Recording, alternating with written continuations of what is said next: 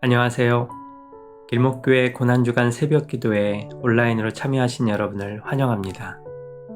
오늘은 고난주간 둘째 날 3월 30일 화요일입니다.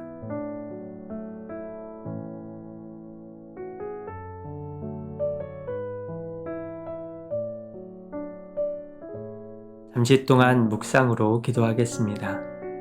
성령님께서 함께 하시도록 마음을 여시고 이 시간 침묵으로 잠시 기도하겠습니다.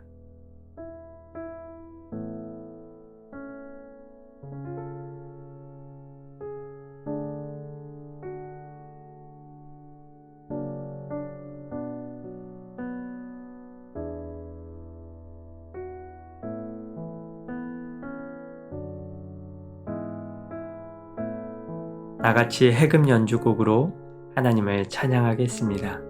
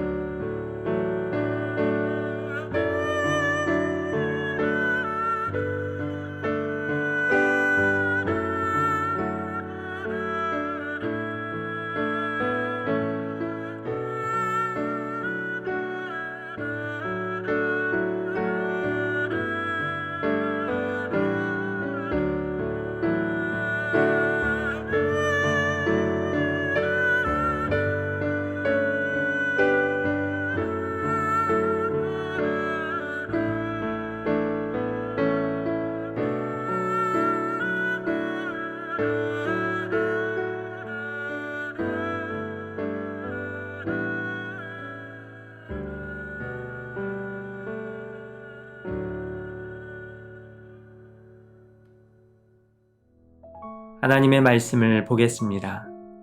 누가복음 22장 3절에서 6절까지의 말씀입니다.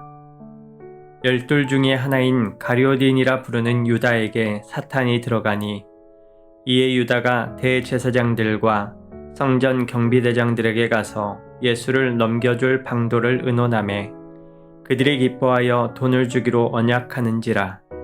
유다가 허락하고 예수를 무리가 없을 때에 넘겨줄 기회를 찾더라. 이어서 볼 말씀은 마태복음 26장 20절에서 25절까지의 말씀입니다. 저물 때에 예수께서 12 제자와 함께 앉으셨더니 그들이 먹을 때에 이르시되 내가 진실로 너희에게 이르노니 너희 중에 한 사람이 나를 팔리라 하시니 그들이 몹시 근심하여 각각 여짜오되 주여 나는 아니지요. 대답하여 이르시되 나와 함께 그릇에 손을 넣는 그가 나를 팔리라. 인자는 자기에 대하여 기록된 대로 가거니와 인자를 파는 그 사람에게는 화가 있으리로다. 그 사람은 차라리 태어나지 아니하였더라면 제게 좋을 뻔하였느니라. 예수를 파는 유다가 대답하여 이르되 라삐여 나는 아니지요. 대답하시되 네가 말하였도다 하시니라. 오늘 누가복음과 마태복음 말씀에서는 예수님이 유월절 만찬에서 제자들과 함께 나누는 대화를 싣고 있습니다. 그런데 그렇게 썩 유쾌한 대화가 아닙니다. 누군가 예수님을 팔 것이라고 예언을 하셨기 때문입니다. 이 당혹스러운 말씀에 제자들은 저마다 깜짝 놀라서 예수님한테 자기는 아니라고 강하게 부인을 합니다. 아마 최후의 만찬의 그림도 그런 부분을 묘사를 한 것일 겁니다. 저마다 자기는 아니라고 이렇게 이야기를 하고 있지요. 그런데 예수님께서 이 중에 한 명이 나를 팔 것이다 라고 말씀을 하십니다. 그게 누구일까요? 우리가 다 알고 있습니다. 가룟 유다입니다. 가룟 유다가 예수님을 팔 것이라고 예수님은 예언을 하셨고 그 개인의 인생을 향해서도 차라리 나지 않았으면 좋았을 뻔했다 이렇게까지 말씀을 하셨습니다. 굉장히 안타깝습니다. 여러분 잠시 최후의 만찬 그림을 보겠습니다. 레오나르도 다빈치가 그린 이 그림이 오늘 우리가 읽었던 이 말씀의 현장을 담고 있습니다. 예수님이 누군가 나를 배신할 거라고 하자 제자들은 저마다 자신은 아니라고 하는 말을 하고 있습니다. 다빈치는 각 제자들의 모습을 앞으로 일어날 일과 연관시켜서 예언적으로 그림을 그렸습니다. 이 그림 중에 가룟 유다는 어디 있을까요? 다빈치는 여기에서 가룟 유다 앞에 소금병을 그려두었습니다. 그리고 소금병이 엎어진 채로 그림을 그렸죠. 여러분 이것이 어떤 의미를 가지고 있는 줄 아십니까? 그 당시 유럽 사회에서는 불길한 전조를 드러내는 이 양식으로 소금병이 엎어져 있는 모습을 나타냈다고 합니다. 그런데 유다의 오른손 앞에 소금병이 엎어져 있습니다. 그리고 유다는 오른손으로 예수님을 판 대가로 받은 돈을 꼭 쥐고 있습니다. 소금병은 신뢰, 언약, 이와 같은 의미로도 쓰입니다. 그런데 소금병이 엎어져 있다는 것은 배신을 했다라고 하는 뜻이죠. 최후의 만찬에서 가룟 유다는 예수님을 배신했습니다. 그런데 예수님께서 이렇게 질문하실 때 제자들의 답변을 하면서 예수님께 자기는 아니라고 항변하는데 어떻게 이야기하고 있는지 아십니까? 나머지 제자들은 이렇게 말합니다. 주여, 나는 아니지요. 그런데 유독 가룟 유다만 다른 호칭으로 예수님을 부르고 있습니다. 랍비여, 나는 아니지요. 주여는 주인이란 뜻입니다. 자신의 주군으로, 주인으로 인생을 통틀어서 모든 걸 맡길 수 있는 분으로 모셔왔던 그 분으로 호칭을 하는 것이고 가룟 유다는 그저 선생이라는 뜻의 랍비여 이렇게 부르고 있습니다. 가룟 유다는 이미 예수 그리스도를 팔기로 결심을 했기 때문입니다. 왜 이렇게 호칭이 다를까요? 가룟 유다에게 예수님은 주님이 아니었기 때문입니다.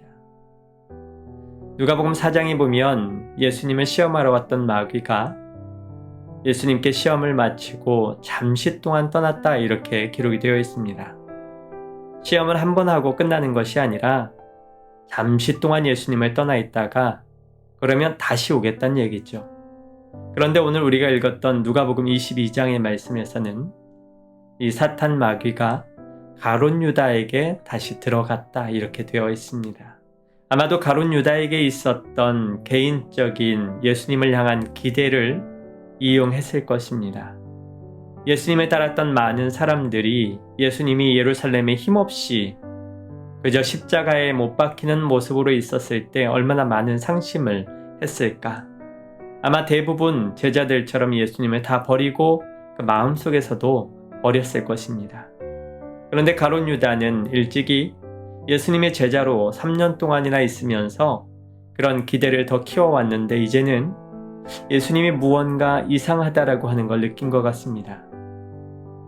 예수님이 이따금씩 하시는 말씀 가운데 본인이 순환을 당하실 거라고, 그리고 이제 유다 이 나라를 로마의 압제로부터 해방시켜서 우리의 왕이 되어주면 좋겠는데, 그리고 우리 제자 그룹과 함께 새로운 나라 통치 체제를 만들어서 잘 이끌어주면 좋겠는데, 예수님은 그런 생각이 없는 것 같아 보이기 시작한 것입니다. 그러자 이 사탄이 가룟 유다 안에 있었던 이 탐심, 이것을 이용한 것이지요. 마귀가 유다에게 들어갔습니다. 그리고 예수님의 사역을 방해하려고 한 것입니다. 여러분, 가룟 유다가 예수님 곁에 3년 동안을 머물렀습니다. 함께 사역했습니다. 더구나 가룟 유다는 아마 재정 회계 문제를 감당할 정도로 유능한 제자였던 것 같습니다. 그런데 그의 결말은 어떻습니까? 예수님 보시기에도 차라리 나지 않았으면 좋았을 뻔했다. 너무나 안타까운 삶으로 마무리하고 있습니다. 예수 그리스도와 함께 있었음에도 불구하고 왜 이렇게 달랐던 것일까요? 여러분, 우리는 어떤 모습으로 예수님 곁에 있습니까? 그저 자리에 있는 것만으로 우리의 신앙이 보장되지는 않습니다. 교회 다니는 것만으로 우리가 예수님의 제자라고 하는 것이 드러나는 것은 아닙니다. 예수님의 제자 가운데에는 가룟 유다도 있었습니다. 함께 동일하게 예수님의 기적을 경험하고 예수님의 가르침을 똑같이 받았지만 그 중에 가룟 유다는 구주가 아닌 랍비로 고백할 뿐이었습니다. 예수 그리스도를 우리는 무엇으로 고백하고 있습니까? 그저 지혜 있는 분으로, 내게 지혜를 주는 분으로 이렇게 고백을 하고 있나요? 아니면 주님으로 고백을 하고 있습니까? 우리의 신앙 고백이 무엇인지 한번 다시 되새겨보면 좋겠습니다. 예수 그리스도를 주로 고백하는 그와 같은 신앙이 필요합니다. 그저 랍비로 고백하는 사람에게는 예수님의 십자가는 필요하지 않을 것입니다. 그러나 예수님께서 이 땅에 오신 이유는 그 어떤 것보다도 십자가 때문이셨음을 알아야 합니다. 예수 그리스도의 십자가는 우리 기독교, 우리 믿는 것의 가장 근본이고 모든 것입니다. 예수님이 이루신 이 십자가는 우리가 주님 이렇게 고백할 때 비로소 제대로 이해될 것입니다. 여러분, 그저 붙어 있다라고 온전한 신앙이 아닌 것을 잊지 않으시면 좋겠습니다. 오늘 하루도 주님의 고난을 묵상하며 성령 안에서 하나님과 친밀한 교통 나눔, 이 시간이 여러분 모든 삶에 있기를 소원합니다. 우리 함께 음악에 맞추어서 개인적으로 하나님께 기도하시면서 하나님 앞으로 나아가겠습니다. 함께 기도하겠습니다.